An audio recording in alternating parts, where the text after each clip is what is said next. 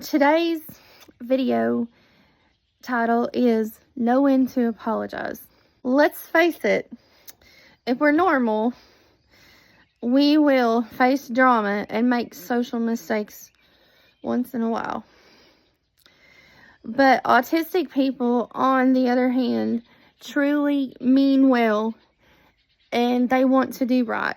I've noticed this myself and have personally experienced it. People often push social skills so much on autistics that it can make them feel extreme pressure to react socially appropriate. I have felt this before, and it oftentimes made me feel bad about myself if I didn't do something perfectly socially acceptable once I started learning the importance of being socially acceptable. But on the other hand, the neurotypical people, kids and adults, do react unkind and say hurtful things to others when they feel stressed out. I disagree with this. It's no different than an autistic child saying something that is inappropriate to the situation. Number two, I feel like it's important to know when to apologize. We're taught to be nice to others and to not say anything negative to anyone's face or do anything that's ill-mannered, and to always put others first. For autistics, the best way to be socially acceptable is to be yourself and to find ways that can help you relax, because when you feel more relaxed, it's easier to be happier, and when you're happier and you feel better, you're going to be nicer, and that in turn makes it a lot easier to be socially acceptable. Consider these scenarios. So, scenario one. So let's say your kid receives a gift, but it does not fit their lifestyle. They admit the truth and ask the buyer about returning the item. So technically, that would be considered rude. And what you should do is teach them to thank the person anyway, and that it's okay to return the item if needed.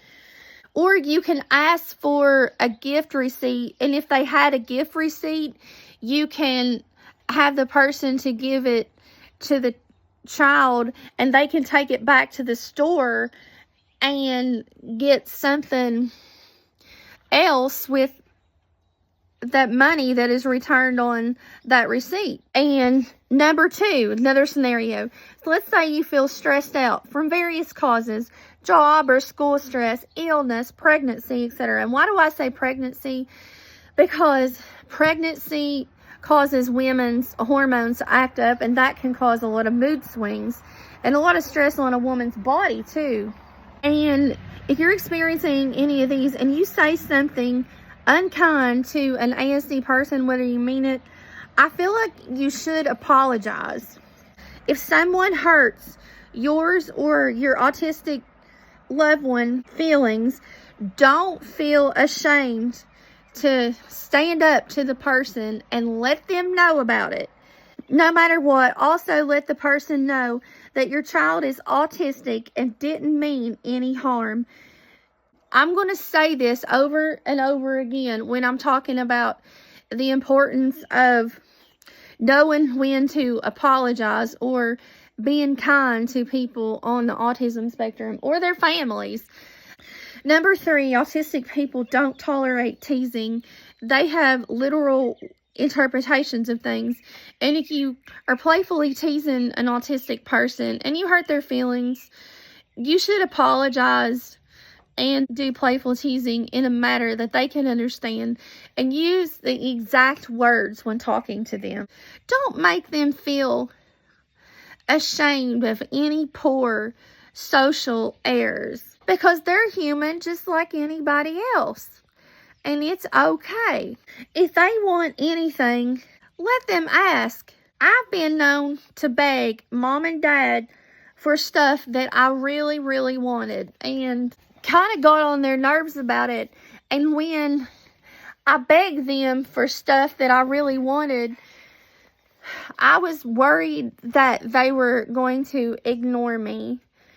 And if they didn't listen to me, that I was being a bad person. It happened one time when I really wanted to go to our local amusement park. And I begged Mom and Dad for over a month that one summer to take me. And my dad threatened not to take me if I kept asking him. But I learned years later that he was just tired of me asking him, and that he just said it the wrong way, and that he didn't mean it. They did end up taking me and my cousins and my sister. So if your autistic child asks for something, they're not trying to get attention in a bad way. They really, really want this. And more than likely, they probably thoroughly researched it ahead of time, what they wanted. And they're very honest about it. If they want it, they want it. When should you say no to a certain situation? If it's a safety issue, not so much a social issue. Number 5, this scenario. If you're in a situation where your child says something inappropriate, but they were just being honest and observant about the situation, and in no means being unkind, such as saying something that was inappropriate to the situation, that say someone looks weird because they've got an odd looking outfit on, laugh it off, because other people are probably thinking the same thing but not saying it. In conclusion, let's go over when to apologize and when not to apologize. It's okay to not apologize when your child has to stand up for themselves. They come into contact with someone who could potentially hurt them, as in the case of like stealing something from them or potentially raping them, because girls on the autism spectrum are at higher risk for that than normal girls are, because of the way that autism is and the way the girls' brains are anyway. Or if you stand up firm for yourself when you get bullied. A truly confident and happy person knows when to apologize and when not to. So therefore, don't let anything get you down. Just be yourself and move on.